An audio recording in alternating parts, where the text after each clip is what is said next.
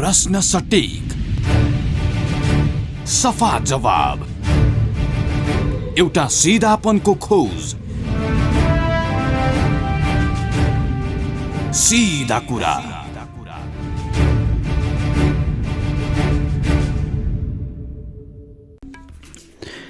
नमस्कार, कार्यक्रम सीधा कुरामा स्वागत छ। म कृष्ण तिमल Sinha. Capital FM 92.4 megahertz Kathmandu पूर्वी नेपालमा, रेडियो सारङ्गी 101.3 मेगाहर्ज मोरङ, पश्चिम नेपालमा रेडियो सारङ्गी 93.8 मेगाहर्ज पोखरा लगायत देशका विभिन्न एफएम स्टेशनबाट एकैसाथ प्रसारण भइरहेको सीधा कुरा तपाईँ www.cfmoner.com र www.radiosarangi.com बाट संसारभर एकैसाथ सुनिरहनु भएको छ।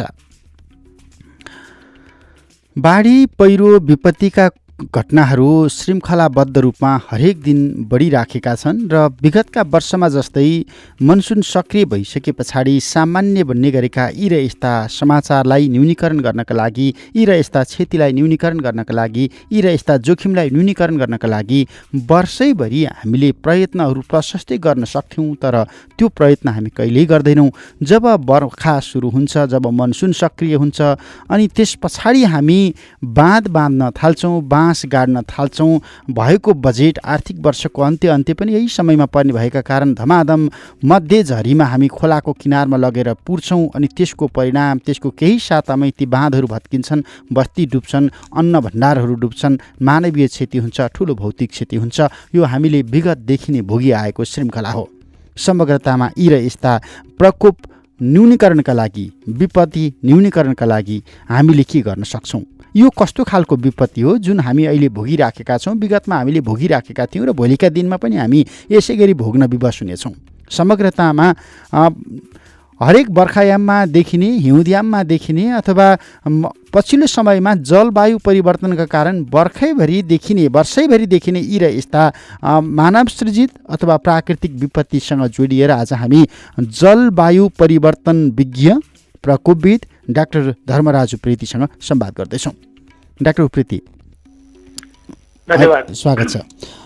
यो तपाईँसँग मैले आम रूपमा श्रोतालाई स्मरण गराउँ, एकचोटि हाम्रो टोर्नाडो आइसके पछाडि त्यति बेला यो कस्तो खालको आयो, नेपालमा घरै टिपेर लग्यो भनेर एकचोटि संवाद गरेको थिएँ मैले त्यो समयमा। त्यस पछाडि मैले आज तपाईँलाई जोडिराखेको छु।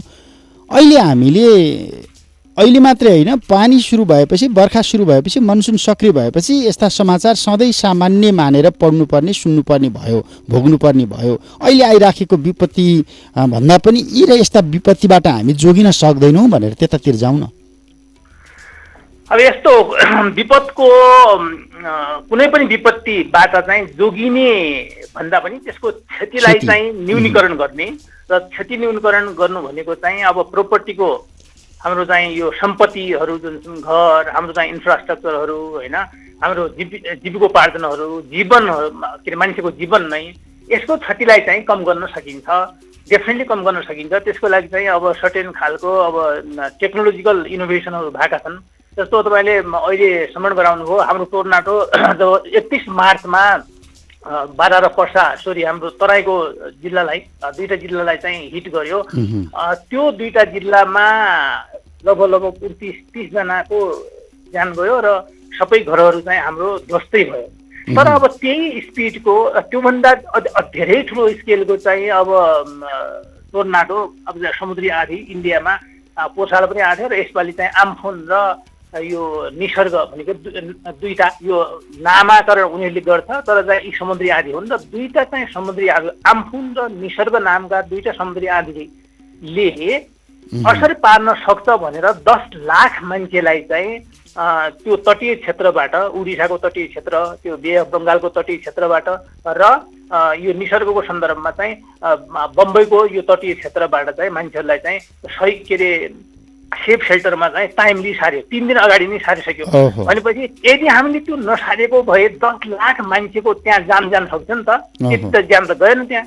अनि प्रोपर्टीको क्षति एउटा पाटो होला, किनभने त्यसलाई चाहिँ हामीले भरसक त्यो बराबरको, त्योसँग कम्पाइटेबल हुने रेजिलेन्ट जो भन्छौँ हामी, त्यो रेजिलेन्ट सिस्टम हामीले डेभलप गर्न सक्यौँ भने डेफिनेटली त्यसलाई चाहिँ क्षति कम हुन्छ। मैले भने अझै पनि क्षति कम हुन्छ भने, तर जीवन सबभन्दा इम्पोर्टेन्ट हो, जीवन अमूल्य हो, र जीवन बचाउनको लागि चाहिँ हामीले अहिलेका जुन आधुनिक संयन्त्रहरू जस्तो अर्ली वार्निङ सिस्टम, पूर्व सूचना प्रणालीको स्टेटको अथोरिटीबाट चाहिँ इस्यु हुने जुन एउटा मेसेज छ, त्यो मेसेजलाई चाहिँ अनि एक्जिक्युट गर्ने एजेन्सीले पनि त्यो खालको कनेक्सन, त्यो खालको चाहिँ एक खालको समन्वयात्मक त्यो संयन्त्र भयो भनेपछि निश्चित रूपमा चाहिँ यस्ता खालका विपदबाट हामीले विपद सुन्न सक्छौँ, क्षति कम भएको चाहिँ देख्न सक्छौँ।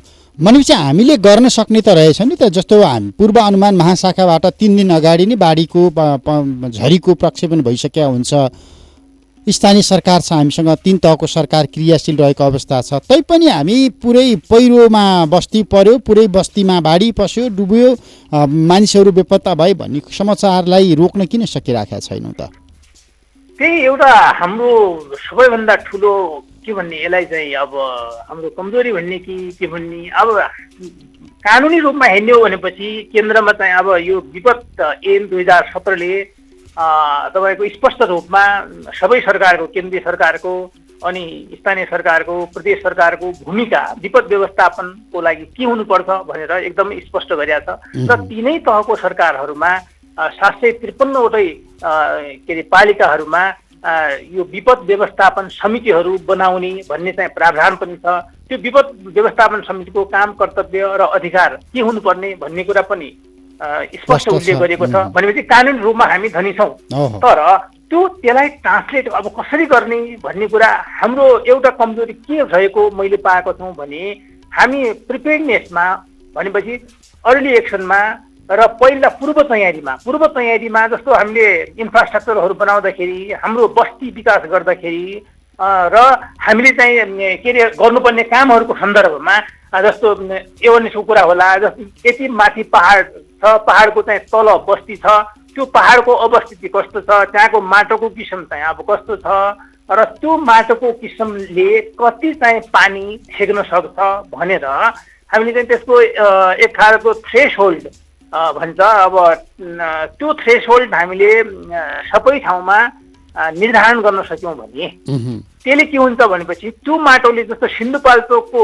जमिनले छेक्ने पानी र तपाईँको डडेलधुराको माटोले छेक्ने के अरे क्षमता एउटै छैन। किन भन्दाखेरि सिन्धुपाल्चोकमा भूकम्पले गर्दाखेरि या होला या अरू माटोको कारणले होला, त्यहाँको चाहिँ माटोको चाहिँ जुन एड्याप्टिभ क्यापासिटी छ त्यो चाहिँ अर्को ठाउँको भन्दा चाहिँ फरक छ।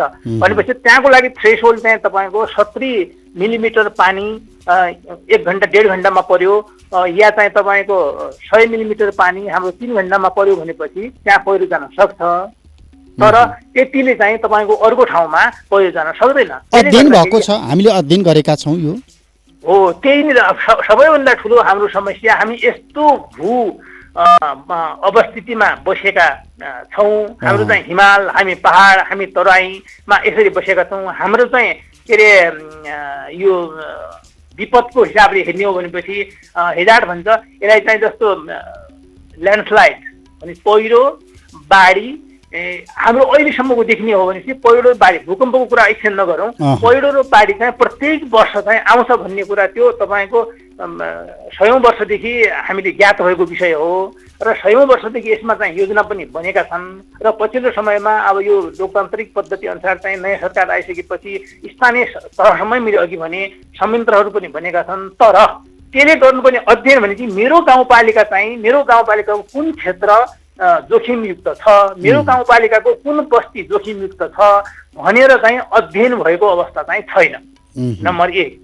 र अध्ययन भएको ठाउँमा पनि कुनै ठाउँमा अध्ययन भएको छ र यहाँ पहिरो जान्छ भन्ने पनि भएको छ भनेपछि त्यो बस्तीलाई स्थानान्तरण गर्ने, जुन अर्को ठाउँमा सार्ने के अरे भोलिको जोखिम आइसकेपछि अनि हामी चाहिँ राहत वितरण गर्नलाई चाहिँ हेलिकप्टरबाट जाने, तर त्यो जोखिम आउनुभन्दा अगाडि नै यो बस्ती त जोखिममा छ, यहाँ राहत लिनै जानु नपरोस् भनेर चाहिँ हाम्रो कमिटमेन्ट चाहिँ हुन सकेको अवस्था चाहिँ छैन। त्यो हुनाले सबैभन्दा ग्याप यहाँनिर छ। अब यो बस्ती सार्ने सन्दर्भमा, सुरक्षित स्थानमा आवास क्षेत्र बनाउने सन्दर्भमा हामीले भूकम्प पछाडि त केही न केही पाठ सिकेका थियौँ नि, प्रयत्न पनि भएको हो नि, त्यो कहीँ देखियो? अब होइन, केही चाहिँ भूकम्प पछाडि केही पाठहरू सिकिया पनि छ, केही चाहिँ देखिया पनि छ। मान्छेले अलिकति त्यसलाई चाहिँ थोरै अङ्गीकार गरेको अवस्था पनि छ। त्यो अर्बन एरियामा अब घर कस्तो बनाउने, घर बनाउँदाखेरि चाहिँ अब तपाईँको सर्टेन मापदण्ड जुन हुन्छ डन्डी सिमेन्टको चाहिँ कम्पोजिसनहरू त्यो कतिको राख्ने, कति तल घर बनाउँदाखेरि चाहिँ कतिको डन्डी राख्ने भन्ने यस्तो खालको चाहिँ अब केही हदसम्म लागु भएको देखिन्छ। जस्तो सिन्धुपाल्चोककै सन्दर्भमा भन्ने हो भने पनि त्यहाँ मान्छेहरूमा त्यो खालको सचेतना पहिला बनेका घरहरूको कम्पोजिसन र अहिलेको चाहिँ कम्पोजिसन हेर्ने हो, घरको स्ट्रक्चरै हेर्ने हो भनेपछि त्यो चाहिँ फेरिएको छ। त्यसलाई चाहिँ हामी मान्नुपर्छ। तर त्यही बेला हामीले के गर्न सक्नु पर्थ्यो भनेपछि अब पहिरो भएकै ठाउँमा चाहिँ अर्को घर बनाइदियौँ कि हामीले। पहिरो जान सक्ने ठाउँमै अब भूकम्प पछाडि त त्यो पाठ सिकेका थियौँ भनेपछि त्यहाँ घर बनाउनै हुँदैन भनेर अब एकचोटिको लागि चाहिँ ठुलो परिवर्तनै ल्याउने के। त्यो परिवर्तन भनेको चाहिँ यति आन्दोलन हुनसक्छ, हामी चाहिँ हाम्रो जमिन छोडेर कहाँ जाने भन्ने चाहिँ अब एक खालको कम्युनिटीको पनि सेन्टिमेन्ट हुन्छ नि, मेरो गाउँ, मेरो पँधेरो, मेरो कुल देवता भन्ने जुन हाम्रो कल्चरली हामी बाइन्ड भएका छौँ त्यहाँबाट चाहिँ हामी छोड्न सक्दैनौँ सजिलैसँग। तर त्यो ठुलो जो धन के अरे क्षति हुन्छ भन्ने हामीलाई थाहा छ नि त। त्यो थाहा छ भनेपछि त त्यो संस्कृति भन्दा त ठुलो ज्यान हो नि त। भनेपछि मान्छेको ज्यान बचाउनु चाहिँ सबभन्दा महत्त्वपूर्ण भएको हुनाले त्यसलाई चाहिँ त्यो खालको एवेरनेस कम्युनिटीलाई दिने पनि र त्यो भयो भनेपछि र त्यो खालको संवाद कम्युनिटीसँग चाहिँ स्थानीय सरकारले गर्नु सक्यो भनेपछि निश्चित रूपमा त्यही कल्चर नयाँ ठाउँमा चाहिँ डेभलप गर्न सकिन्छ। त्यही कुलदेवताको मन्दिर चाहिँ नयाँ बस्ती सुरक्षित बस्ती भएको ठाउँमा बनाउन सकिन्छ ताकि चाहिँ मान्छेहरूलाई चाहिँ त्यो सेन्टिमेन्ट चाहिँ नगुमोस् भनेर। कल्चरली राम्रो हो, कल्चरली चाहिँ टाइट हुनु, तर जोखिममै राखेर कल्चरली टाइट हुनु चाहिँ राम्रो होइन भन्नु हो। अब यो जस्तो पहाडको पहिरो यो विपत्ति र तराईको डुबानको विपत्ति कतिको अन्तर सम्बन्धित छ नेपालका सन्दर्भमा? धेरै सम्बन्धित छ। यो त कस्तो भनेपछि इन्टिग्रल पार्ट अफ। अब हामी हेर्छौँ नि एउटा पहाडमा पहिरो आइराखेको छ, पहाडको खोला खोल्साहरू बढिराखेका छन्, पहाडका लागि सामान्य लाग्ला। तराई मधेसमा डुबानको अवस्था छ, बस्ती डुबिराखेको छ, बाँध भारतले खोलेन, यो भारतीय असमान सन्धिका कारण भनेर यहाँ राजनीतिक नेतृत्व भाषण गर्छ। तर यो व्यावहारिक रूपमा कतिको वैज्ञानिक हुन नसकेको कारण निम्ति राखेको हो कि के हो? यो दुईटा कुरा। अब इन्डिया चाहिँ अब ऊ सचेत छ, किन भन्दाखेरि उसले नेपालको माउन्टेनबाट यो माटो सेडिमेन्टेसन लोड भन्छ, त्यो माटोले चाहिँ त्यसमा पानीमा थप्ने अरू के अरे एक खालको चाहिँ बाढीको इन्टेन्सिटी बढाउनुको लागि चाहिँ सेडिमेन्टेसन लोड चाहिँ नेपालबाट थपिन्छ। त्यो पहाडमा चाहिँ अब कुनै ठाउँमा वन राम्रो छ, कुनै ठाउँ पहिरो त हाम्रो जहिले पनि जान्छ।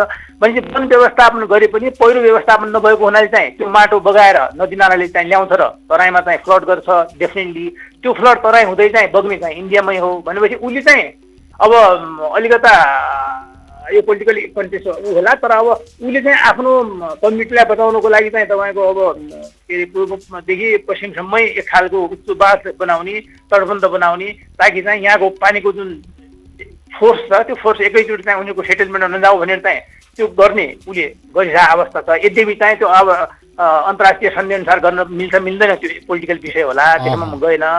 तर अब माथिबाट पहाडबाट तपाईँको हाम्रो भू बनोटले गर्दाखेरि चाहिँ पानी परेपछि सर्टेन अघि थ्रेसहोल्ड भने 1 घन्टामा 60 मिलिमिटर पानी यो मनसुन सिजनमा पर्यो भने मनसुन अरू बेलाको चाहिँ एउटा खालको थ्रेसहोल्ड हुन्छ। किन भन्दाखेरि जमिन सुक्खा हुन्छ, पानी कति पऱ्यो भने सर्टेन चाहिँ एमाउन्ट अफ पानी चाहिँ जमिनले सोच्छ अरू बेलाको सन्दर्भ। तर मनसुन जुन 10 देखि चाहिँ तपाईँको अगस्त सम्मको चाहिँ अवस्था हेर्ने हो भनेपछि जमिन गलेको हुन्छ। थ्रेसहोल्ड चाहिँ 60 मिलिमिटर पुग्नै पर्दैन, 50 मिलिमिटर 40 मिलिमिटरमा पनि पहिरो पनि जान सक्छ, बाढी पनि आउन सक्छ। किन भन्दाखेरि चाहिँ अलरेडी चाहिँ जमिनले जति मोइस्चर लिनुपर्ने हो त्यो थ्रेसहोल्ड सकिया हुन्छ भनेपछि पहिरो जान सक्ने सम्भावना भयो। अब त्यो पहिरो जाने कहाँ त भनेपछि बाढी र हाम्रो नदी सिस्टमबाट चाहिँ तल आउने र हाम्रो तराईमा चाहिँ डुबान पर्ने जुन वर्षनी हामीले देखिरहेको 2017 सालको बाढीको हामीले चाहिँ आफ्नै आँखा अगाडिको धदलको आइरहेको हिजो मात्रै तपाईँले जलेश्वर र त्यो सर्लाहीतिर चाहिँ डुबेको बस्ती चाहिँ देख्नुभयो भनेपछि त्यो अर्को बाटो भयो। खै बस्ती डुब्छ भन्ने पनि हामीलाई थाहा छ। इनुन्डेसनको लेभल यति पानी परेपछि यति चाहिँ हाम्रो के अरे कम्युनिटीमा चाहिँ पस्छ भन्ने पनि अब सधैँ जनताको चाहिँ त्यो नलेज सिस्टम सधैँ छ। तर त्यो नलेज सिस्टमलाई चाहिँ हामीले पोलिसी सिस्टममा अथवा नीति सिस्टममा जोडेर अनि त्यसलाई चाहिँ इम्प्लिमेन्ट गर्ने काम चाहिँ गर्न सकेको अवस्था चाहिँ मैले एटलिस्ट चाहिँ देखाएको छैन। पहाडको विकासले कतिको समस्या निम्त्याइराखेको छ? अहिले गाउँ गाउँमा डोजर हरेक जनप्रतिनिधिसँग डोजर हरेक जनप्रतिनिधि ठेकदार बन्दाखेरिको समस्या हो भनेर जुन स्थानीय स्तरबाट अहिले आवाज उठिराखेको छ नि, हामीले विकासका मोडेलहरू परिवर्तन गर्नुपर्ने हो कि? त्यो त अब निश्चित रूपमा त्यसमा कुनै डाउट नै भएन। किन भन्दाखेरि केही दिन अगाडि सामाजिक सञ्जालमा दैलेखको एउटा गाउँपालिकाको रोड नेपालको नक्सा जस्तै भएको, नेपालको झन्डा जस्तै भएको रोड जस्तो चाहिँ तपाईँको ब्याङ्क पनि पुग्दैन, गाडी चाहिँ घुम्ती पनि पुग्दैन, त्यस्तो रोड बनाएको र टाढाबाट हेर्दाखेरि त्यो एउटा हाँसोको विषय बन्यो। त्यो एउटा प्रतिनिधिमूलक चाहिँ उदाहरण मात्रै हो। र त्यस्ता थुप्रो उदाहरणहरू अहिले के भयो भनेपछि स्थानीय सरकारमा अब बजेट स्थानीय सरकारमा गयो। अब हामी कहिलेकाहीँ चाहिँ कस्तो भने डिसेन्ट्रलाइज पनि भयो, टु मच बजेटको हिसाबले डिसेन्ट्रलाइज भयो, अथोरिटीको हिसाबले डिसेन्ट्रलाइज भयो, सबैले डिसेन्ट्रलाइज भयो। तर मानसिकताको डिसेन्ट्रलाइजेसन र अनि त्यसलाई साइन्स बेस्ड प्लानिङ या रिस्क इन्फर्म प्लानिङ भन्छौँ हामी। अनि त्यो रिस्क इन्फर्म प्लानिङ कति यसले चाहिँ क्षति ल्याउन सक्छ, कहाँनिर चाहिँ जोखिमहरू छ, र जोखिम युक्त योजना विकासका योजना हामीले बनाएपछि मात्रै अगाडि बढ्नुपर्छ। एक वर्ष ढिला भए पनि होस्, बजेट फ्रिज भएर अर्को वर्ष जानु परे पनि जाओस्, तर जोखिमयुक्त विज्ञहरूसँग छलफल गरेर अनि बस्तीको अवस्था हाम्रो कस्तो छ, कुन खोलामा चाहिँ कति पानी आउँछ। जस्तो हिजो अस्ति तपाईँले सिन्धुपाल्चोकको भोटेकोसीको चाहिँ कुरा हेर्दाखेरि चाहिँ नदीबाट 40 फिट कानुनमा छ नि। हाम्रो चाहिँ जति पनि तपाईँको नेपालको कानुन पल्टाएर पहिला पुराना कानुन पल्टाएर पनि हिँड्ने हो भनेपछि 40 फिट सम्म चाहिँ नदीको क्षेत्र हुन्छ भने त 4 फिट हामीले नदीबाट चाहिँ छोड्दैनौँ, नदीबाटै पिलर हाल्छौँ। अब त्यो पिलर हालेपछि नदीले त आफ्नो चाहिँ तपाईँको नदीको इन्टेन्सिटी छ, कहिले घट हुने कहिले बढिने त छँदैछ।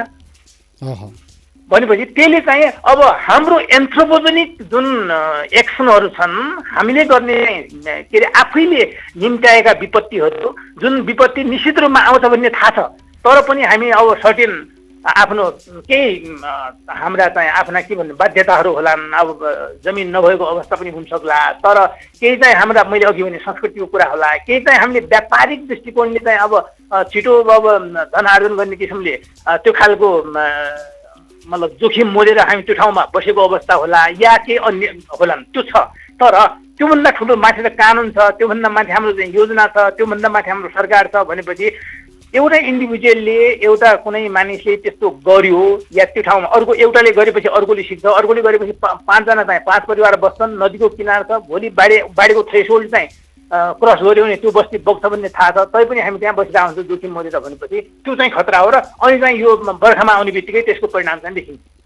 अहिले यो विश्वव्यापी कोरोना कहरका कारण उद्योग धन्दाहरू कल कारखानाहरू बन्द भए, विश्वको वातावरण सफा भयो, वायुमण्डल सफा भयो, त्यस कारणले धेरै वर्षा भइराखेको छ, पानीको मात्रा बढी भइराखेको छ, विश्वभरि यो खालको परिवर्तन आएको हो।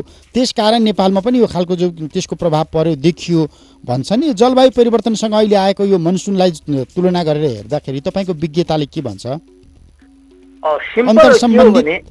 हो, म एकदमै धन्यवाद, राम्रो प्रश्न गर्नुभयो।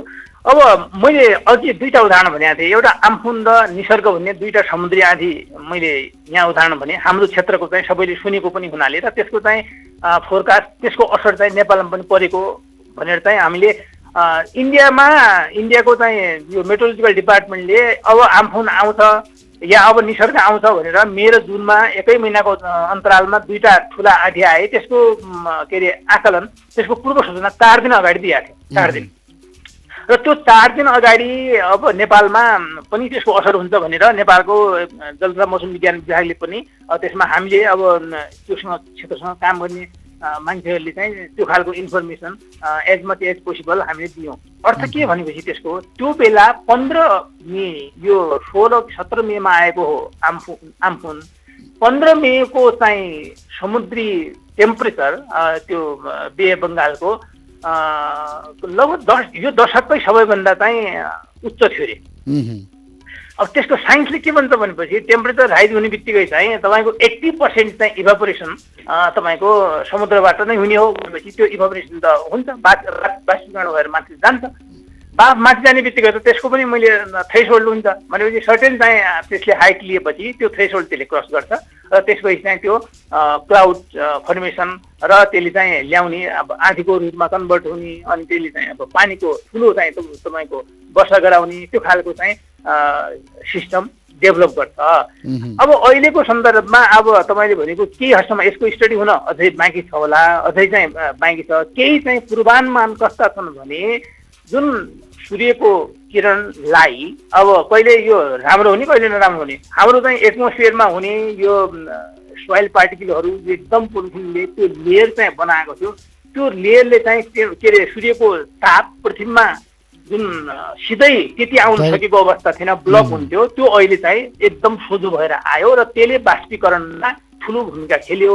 र बाष्पीकरणमा ठुलो भूमिका खेलेपछि के हुन्छ भनेपछि 80% समुद्रको बाष्पीकरण र 20% चाहिँ हाम्रो नदी नाला यो सिस्टम हाम्रो पहाड हाम्रो वातावरणबाट चाहिँ जाने बाष्पीकरण लोकलाइज सिस्टम भन्छ यसलाई, त्यो सबै माथि गएर त्यसले चाहिँ अब कहीँ चाहिँ लो प्रेसर क्रिएट गर्छ, कहीँ चाहिँ हाई प्रेसर क्रिएट गर्छ। जहाँ चाहिँ ठुलो मात्रामा लो प्रेसर क्रिएट हुन्छ त्यो ठाउँमा चाहिँ त्यो विन्डको स्पिड यति बढेर आउँछ र त्यसपछि त्यहाँ पानी पर्ने आँधी आउने र यस्तो खालको चाहिँ सम्भावना बढ्यो। यो चाहिँ यही कुरा यसपालिको बर्खामा यो क्षति हुँदैन भनेर तपाईँको लगभग 4 महिना अगाडि जुन यो साउथ एसियाका क्लाइमेटका साइन्टिस्टहरू बसेर यसपालिको चाहिँ वर्षा सामान्य वर्षा हुन्छ, ठुलो हुँदैन भनेर चाहिँ तपाईँको पूर्वानुमान थियो। किन भन्दाखेरि त्यो पूर्वानुमान पहिलाका फ्याक्टको आधारमा गरिएको थियो योभन्दा पहिलाका। तर उनीहरूले के गर्न सकेनन् भने कोभिड त नयाँ आयो, कोभिड बिचमा आएको, कोभिडले गर्दाखेरि लकडाउन हुन्छ र लकडाउन भइसकेपछि हाम्रो उद्योग धन्दाहरू सबै चाहिँ के अरे बन्द हुन्छन् र त्यसले गर्दाखेरि हाम्रो एटमोस्फियरको लेयरलाई चाहिँ उनीहरूले क्यालकुलेसन गरेनन्। तर अहिले पानी हेर्दाखेरि त उनीहरूको फोरकास्ट भन्दा त फरक आयो। भन्दा यो अध्ययन हुन बाँकी छ, कोभिड आइसके पछाडिको प्रक्षेपण अब यो अहिले देखिएका परिणामहरूको अध्ययन भइदियो भनेदेखि यदि तपाईँ हामीले बहस गरेकै लाइनबाट यो अहिलेको मौसममा आइराखेको परिवर्तन हो भने नेपाल जस्ता मुलुकमा दीर्घकालीन रूपमा तत्कालीन रूपमा कस्ता कस्ता समस्याहरू आउन सक्छन्? अब यस्तो छ हेर्नुहोस्, अब यो वातावरणीय त आफ्नो चाहिँ सर्टेन यसले चाहिँ एउटा रूप लिएर यो खालको चाहिँ यसले ब्यालेन्स त गर्ला। तर हाम्रो सन्दर्भमा हामीले ख्याल गर्नुपर्ने 2-3वटा कुराहरू के छन् भनेपछि हामी 3टा डिफ्रेन्ट भूबनोटमा बसेका छौँ। हिमाल छ हाम्रो, पहाड छ हाम्रो, अनि तराई छ हाम्रो। अब पहाडमा तपाईँको पहिरोको जोखिम सबैभन्दा बढी छ र तराईमा चाहिँ डुबानको जोखिम जहिले पनि बढी छ र त्यही डुबानमा पनि चाहिँ हाम्रो अलिकता मानव सृजित जुन परिस्थिति छ उतातिर हाम्रो छिमेकको बाँध बन्नु र हाम्रो चाहिँ नदी किनारमा चाहिँ बसेका बस्तीहरूलाई हामीले स्थानान्तरण गर्न नसक्नु र फुली चाहिँ जुन अब हाम्रो राष्ट्रिय के अरे नीति परिनीतिहरू रणनीतिहरू जे छन् त्यसलाई चाहिँ इम्प्लिमेन्ट गर्नको लागि चाहिँ अब त्यो कहाँतिर जोडिन्छ भनेपछि हाम्रो इलेक्सनसँग जोडिएको हुन्छ। तपाईँले कुनै पनि डिसिजन गर्नुभन्दा अगाडि चाहिँ जनताको सेन्टिमेन्ट के हो भनेर चाहिँ अब डेफिनेटली बुझ्नुपर्ने हुन्छ। तर हिजो मात्रै मैले एउटा इन्टरभ्यू सुनिरहेको थिएँ, सुर्खेतको सिडिओको इन्टरभ्यू सुनिरहेको थिएँ। त्यो सुर्खेतको एउटा नदी किनारमा मान्छेहरू अब सरकारी चाहिँ उसबाट होइन तर अब कसैले गर्दा अब जमिन किनबेच पनि भएको छ भन्ने छ, तर किनबेच भएको छ अनि सरकारमा कुनै ठाउँमा रेजिस्ट्रेसन छैन, तर त्यहाँ ठुलो बस्ती बसिरहेको छ। अब सरकारको तर्फबाट त्यो बस्ती हटाउँछौँ भनेर चाहिँ अब त्यहाँको सिडिओ साहबले भनेको कुरा मैले इन्टरभ्यूमा सुनिरहेको थिएँ। भनेपछि त अब त्यो हटाउँदो भन्ने भावना आउनु, जङ्गलमा बसेकोलाई चाहिँ वनको के अरे अथोरिटीले चाहिँ हटाउँछु भन्ने आउनु, त्यो एक खालको छ। त्यो हटाउँछु भन्ने आउनुभन्दा अगाडि नै हटाउँछु भन्ने नै परिस्थिति नहोस् भनेर हामीले सर्टेन मापदण्डहरू यो ठाउँमा बस्तीको लागि हो, यो ठाउँमा घर बनायो भनेपछि तुरुन्तै घरको जग्गी हाल्न पाइँदैन भन्ने किसिमको एउटा सिस्टम डेभलप भयो भनेपछि त्यहाँ यो घर बनाउँदैछ भनेपछि अथोरिटीले हेर्ने होइन, खै हामी कहाँ चाहिँ के प्रकार भएको छैन भनेर प्रहरीले भन्ने होइन कि प्रहरीलाई चाहिँ आफै एटोमेटिक त्यो कुरा के थाहा हुनु पर्यो भनेपछि यो ठाउँमा बस्ती बस्ने होइन भन्ने हाम्रो ऐनले हेरेको छ। यसले के अरे बस्ती यहाँनिर चाहिँ बसाल्न खोज्दैछ या यहाँनिर घर बनाउन खोज्दैछ भने हाम्रो रोक्ने काम हो भन्ने खालको तपाईँको संयन्त्र प्रहरी समक्ष पनि भयो र या अन्य चाहिँ जुन अथोरिटी हो त्योसँग भयो। जुन एक्जिक्युसन मैले जहिले पनि भन्छु नि एक्जिक्युसन गर्ने अथोरिटीमा चाहिँ त्यो खालको कम्युनिकेसन वेल एस्टाब्लिस भएर गएको छ भने अनि त्यो अथोरिटीले यो मेरो कार्यक्षेत्र हो यसमा म गर्न दिँदैन भनेर पहिल्यै प्रिपेयर हुन्छ। जनता पनि डराउँछ, मेरो नजिकै प्रहरी छ, नजिकै चाहिँ यो के अरे अफिस छ, मैले चाहिँ यहाँ गऱ्यो भनेपछि भोलि चाहिँ अथोरिटीले मलाई समात्छ भन्ने डर हुन्छ। तर यहाँ के भयो भनेपछि होइन, मलाई त अब मैले फलाना जनप्रतिनिधिलाई पनि चिनेको छु अनि अर्को मान्छे पनि चिनेको छु, अब मेयर साहब पनि मेरो आफ्नै मान्छे हुन्, उहाँलाई पनि भनौँला भन्ने हिसाबले जुन एक खालको छ नि त्यो दबाब र प्रभावको विकासले चाहिँ यहाँ समस्या ल्यायो। हजुर डाक्टर साहब, समय लगभग सकिएको छ। हुन्छ, यहाँको यो महत्त्वपूर्ण अनुभवका लागि, विचारका लागि धन्यवाद। धन्यवाद तपाईँलाई पनि। डाक्टर धर्मराज उप्रेती, जलवायु परिवर्तन विज्ञ र सँगसँगै प्रकोपविद। जलवायु परिवर्तनका कारण आइराखेको समस्या हो कि मानवीय समस्याका कारण सिर्जना भइराखेका यी जोखिमहरू हुन् अथवा यी स्वाभाविक हुन्, हामीले यसका जोखिमहरू न्यूनीकरण गर्न सक्थ्यौँ जुन हामीले गरिराखेका छैनौँ।